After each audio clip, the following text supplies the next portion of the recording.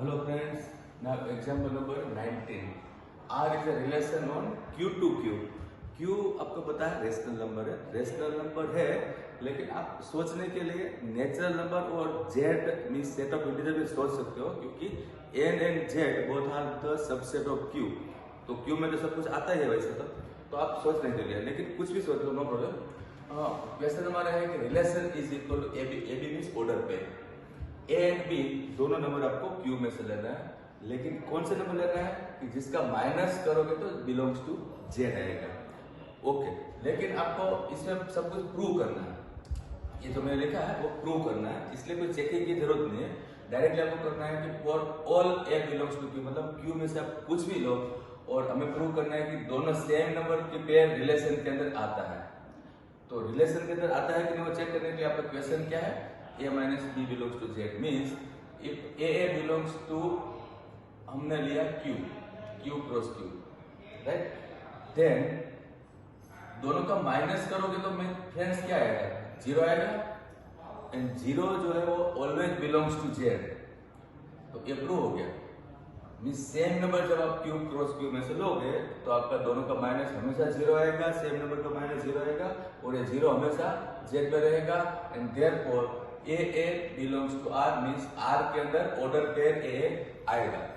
तो ये हो गया प्रूव, एक ही स्टेप में प्रूव हो गया। और ऐसे ही कुछ है नेक्स्ट कि if AB belongs to R means आपका ऑर्डर पेयर जो भी है रिलेशन के अंदर, इसका उल्टा करो BA करो तो वो भी belongs to R होना चाहिए, वो भी प्रूव करना है।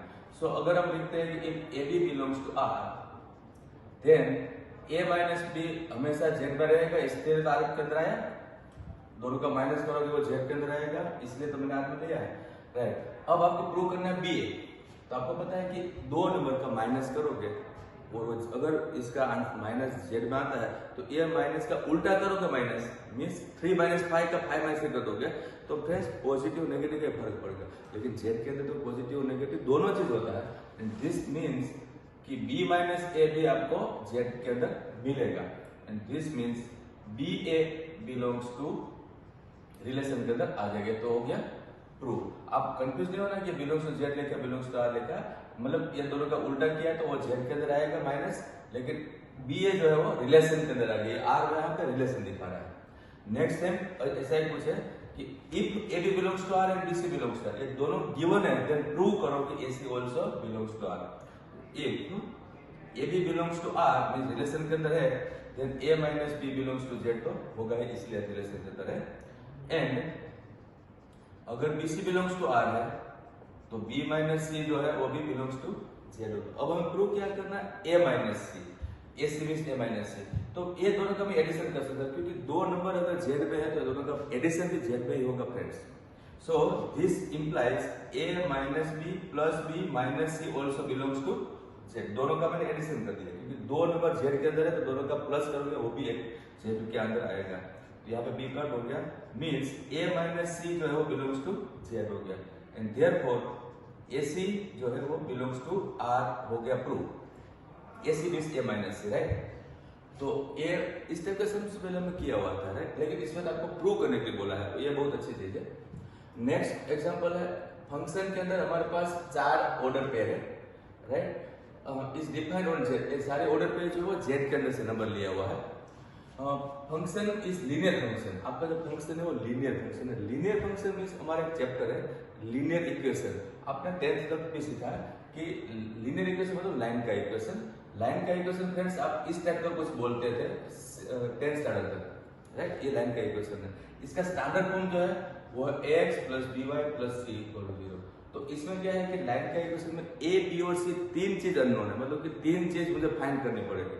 तो इसका शॉर्टकट है जो हम लाइन चैप्टर में सीखने वाला है, इसका ये लाइन का इक्वेशन का शॉर्टकट है y equal to mx plus c। Friends ये भी लाइन का ही इक्वेशन है जिसके अंदर दो ही अननोन वैल्यू है m एंड c। तो आपके पास दो वैल्यू है, इसलिए आपको दो वैल्यू मिल सकती है। तो हम instead of this we will use y equal to mx plus c, क्योंकि ये भी लाइन का इक्वेशन है। और अगर आपको पता नहीं है तो हम ऐसा चैप्टर सीखने वाले हैं। सो मैं लिखता हूँ कि लीनियर फंक्शन में सपोज करता हूँ, suppose linear function is y equal to mx plus c, agree। लेकिन फ्रेंड्स y जो है ना उसका दूसरा नाम fx होता है। वो क्यों? सपोज ये x की वैल्यू है तो y की वैल्यू है, लेकिन हम इसको fx भी बोलते हैं, तो y की जगह पे fx ले लो। मतलब ये पुट करने के लिए और आंसर के लिए, ये पुट करने के लिए आंसर के लिए, और आंसर का एक नाम है y कोऑर्डिनेट और दूसरा नाम है fx। तो हमने क्या सपोज किया fx, राइट। अब 1 order pair 1 1 is on function, ये फंक्शन के अंदर है, तो ये x इक्वल टू 1 पुट कर दो आगे। तो x की जगह पे 1 पुट किया तो m इंटू 1 प्लस c, मैंने क्या किया x की जगह पे 1 पुट किया, लेकिन 1 पुट करोगे तो f1 और f1 का आंसर भी 1 है, तो 1 equal to m plus c, तो ये मुझे एक इक्वेशन मिल गया। Second 2 3 point is also on the function, function का है पार्ट। तो अब मैं x की जगह 2 पुट करूंगा, तो f2 is equal to m bracket 2 plus c, मतलब x की जगह पे मैंने 2 पुट किया, लेकिन f2 का आंसर फ्रेंड 3 है, तो 3 is equal to 2m plus c। ये हो गया दूसरा इक्वेशन। अब ये दोनों इक्वेशन को आप एलिमिनेट करके सोल्व करो। Solving this two equation we get 2m plus c equal to 3 and first value वाला है m plus c equal to 1, minus minus minus करके आपको इसको एलिमिनेटिंग करो, सोल्व करो। सी कट हुआ 2m minus m means m equals to 3 minus 1 means 2। अब m equals to 2 जो मुझे मिला है वो मैं पुट करूंगा फर्स्ट इक्वेशन में, तो 2 plus c equals to 1 and therefore c equal to minus 1। लेकिन ये m और c मुझे जो मिला है वो एक्चुअली मैंने क्वेश्चन का फंक्शन फाइंड करो, therefore linear function is fx equal to m means 2m plus c means minus 1, m की जगह पे 2 और c की जगह पे माइनस 1 पुट किया, तो ये है हमारा लीनियर फंक्शन का फाइनल आंसर। आप इसमें सोचोगे कि सर आपने 2 यूज किया, बाकी का 2 तो बिल्कुल आराम कर रहे हैं। वो आराम इसलिए कर रहे हैं कि आप 4 में से किसी भी 2 को यूज करो, आपका आंसर यही आता रहेगा, राइट, क्योंकि वो फंक्शन का ही पार्ट है, फंक्शन का रिलेशन में से फंक्शन बना, फंक्शन का ही पार्ट है। नेक्स्ट क्वेश्चन है हमारा कि ये जो फंक्शन है उसका डोमेन फाइंड करो।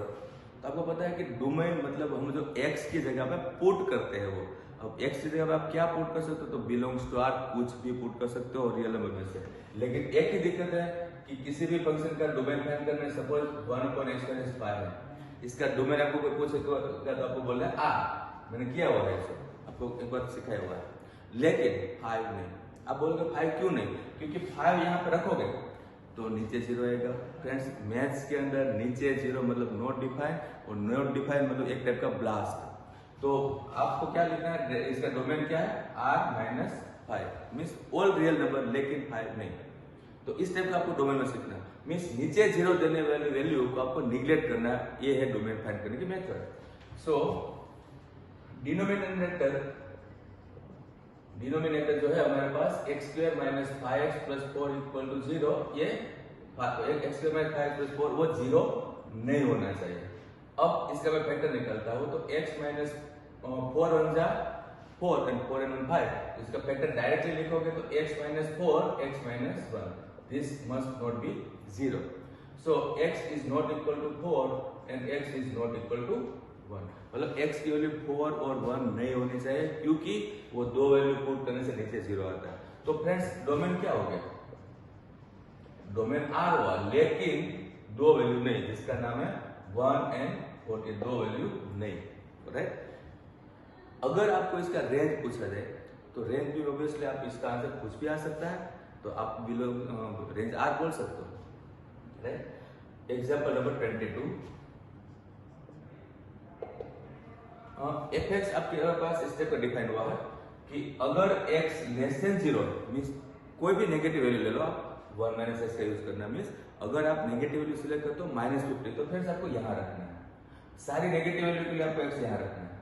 फिर अगर आप 0 लेते हो तो आंसर 1 है, और x लेस देन 0 मतलब कि सारी पॉजिटिव वैल्यू के लिए आपको x प्लस 1 यूज करना है। सपोज आपने 50 यूज किया तो 50 आपको यहाँ रखना है, सपोज आपने -100 यूज किया तो आपको यहाँ रखना है। इस टाइप का आपका fx गिवन है।